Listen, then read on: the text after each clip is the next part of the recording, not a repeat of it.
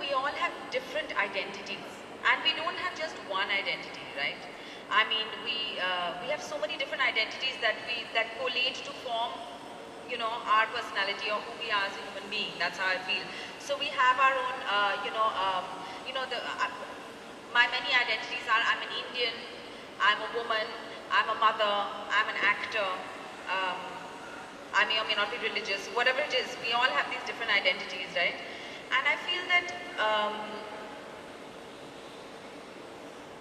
that there is so much pressure on us especially when we have kids.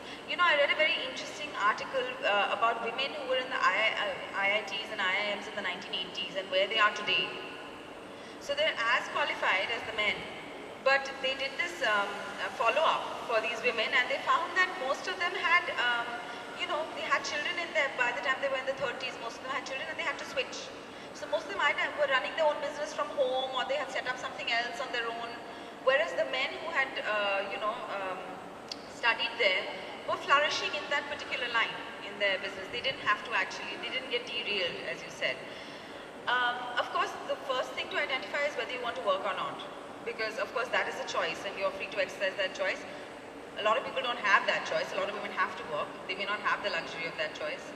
And I think it is important to work because I think that, that identity of being a working woman or being financially independent, I think that is a very important part of our identity.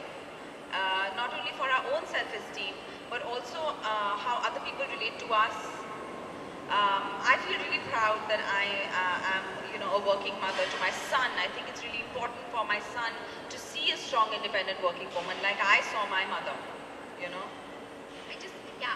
I think I read something yesterday which, I think it was a Harvard Business Review study or whatever, which said that working mothers often produce success.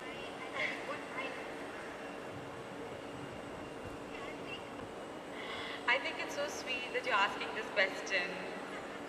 I had the same problem when I was about, 18. Because, it started then, and it's only now that I feel passionate about something, because I've not been very passionate kind of person anyway. That's okay, but the thing is, the most important thing is to know yourself, no? If you don't know yourself, and you don't know what your priorities are, and what makes you happy, then how will you shape your life accordingly?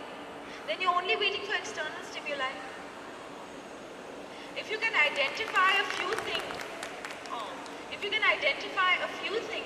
that give you pleasure, that are in your control, some of it at least, not all of it is, most of it is not, then and follow that.